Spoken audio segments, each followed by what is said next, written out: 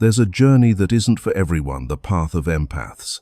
From childhood, you've carried something special inside you, a warmth that makes others feel safe and understood. But here's what most people don't realize. That same light can make you a target. Narcissists see your light and want to either feed off it or destroy it. But here's the beautiful truth: they can't. Today, we're going to walk through the 4 stages every empath goes through when dealing with narcissistic abuse. These aren't just lessons, they're your roadmap to freedom. Stay with me, because understanding these stages will change how you see yourself and your relationships forever. Like this video, subscribe to the channel, share it with someone who needs it, and click the notification bell so you never miss an update. Stage 1. The inborn light. From the moment you were born, you were different. You have this natural ability to feel what others feel, to offer comfort without even trying. As a child, you probably cried when your friends got hurt or felt your parents' emotions before they even spoke. Many people call this sensitivity a weakness, but it's actually a rare gift. You don't need to manipulate or pretend to connect with others. Your genuine nature does it automatically. But here's the catch. Not everyone appreciates this light. Kind people are drawn to you instantly, they feel safe around you. But those carrying darkness, your light becomes a mirror showing them everything they lack. Think about it. Have you ever been targeted by bullies for no reason? Criticized by family members who seemed threatened by your honesty? That's because your authenticity exposes their fakeness. The narcissist initially loves your light because they can feed off your positive energy. They put you on a pedestal, making you believe you've finally found someone who values your sincerity. But gradually, that same light becomes a threat. The closer they get, the more they're forced to face what they lack. This is where many empaths get confused. You wonder, why do I keep attracting the wrong people? The truth is, your light attracts 2 types: those who appreciate it and those who want to destroy it because it threatens them. The key here is understanding that your light isn't meant to be hidden. Many empaths, after being hurt repeatedly, try to dim themselves to avoid conflict. But light cannot be extinguished, it can only be buried. And when you bury it, you lose connection with yourself. Stage 2. Spiritual starvation. If stage 1 is where your light shines and attracts attention, stage 2 is where darkness launches its cruelest attack.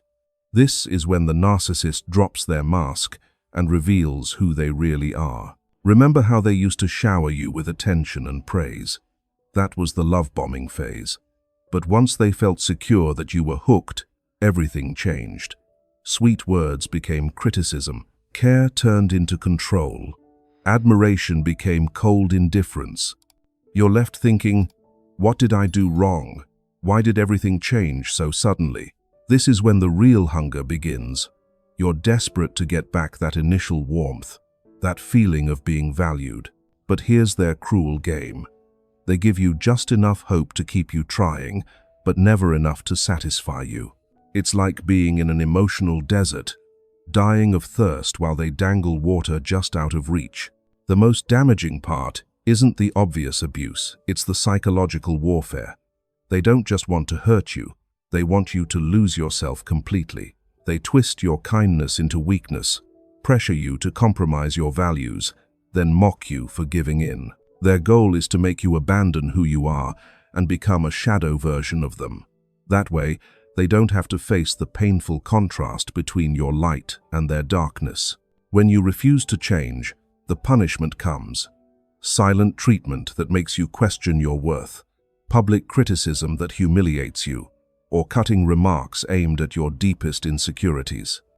This is psychological violence designed to convince you that you're unworthy of real love. The most dangerous temptation at this stage is to close your heart completely. You think that if you stop caring, the pain will stop. And yes, numbness can feel like protection for a while. But empaths weren't born to be numb. If you deny your compassion, you're denying your very essence. This stage is like a furnace. Just as metal gets stronger by passing through fire, you must endure this trial to learn how to keep your heart open while protecting it with wisdom and boundaries. Stage 3. Awakening and setting boundaries. Stage 3 is the turning point. It doesn't happen with drama or revenge fantasies. It's a quiet realization, like a light switching on in your mind. You suddenly understand, I've gone too far sacrificing myself for relationships that were never worthy of me. For years, you believed that if you just loved more, were more patient, and gave more, they would change. But one day, the truth hits you in silence. It was never that you weren't enough. They simply never had the capacity to love the way you needed. This awakening doesn't come from anger, it comes from exhaustion. You're tired of explaining yourself to people who never wanted to understand. Tired of trying to please people who only noticed you when you were small but attacked when you shone. That exhaustion becomes the spark that wakes you up. I cannot live like this anymore. This is when you learn the power of no. For empaths, saying no feels revolutionary because you've been trained to believe that saying no is selfish. But no is actually a declaration of survival for your soul. You start choosing more carefully, opening your heart only to those who value it, giving only where it's appreciated, and keeping only relationships that actually nourish you instead of draining you. Your whole mindset shifts. You become uncomfortable with shallow conversations and fake connections. You crave depth and authenticity. You find peace in nature, in quiet moments, and in simple pleasures you used to overlook while chasing others' approval. The hallmark of this stage is building boundaries. Boundaries aren't walls that shut everyone out.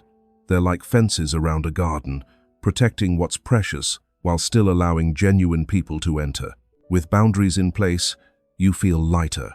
The manipulative tactics that were used to control you no longer work. When they try silent treatment, you feel peace in the quiet. When they try to provoke you, you respond with calm. When they try to damage your reputation, you no longer feel the need to defend yourself to everyone. You begin to taste real freedom, not because narcissists disappear from the world, but because they no longer have power over you. Stage 4. The awakened empath. Stage 4 is the summit full awakening. You've become unshakable. You carry compassion, but now it's paired with wisdom. You have firm boundaries that protect your energy. By this point, you've seen every manipulation tactic in the book.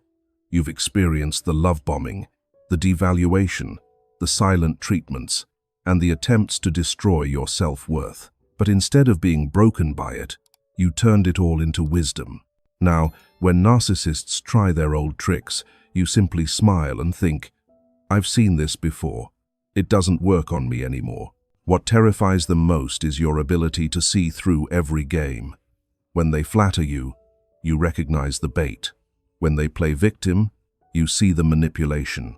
When they create drama, you understand they're trying to regain control. The awakened empath doesn't need to argue or prove anything. Your strength lies in your calm presence. When they twist the truth, you simply restate it with composure.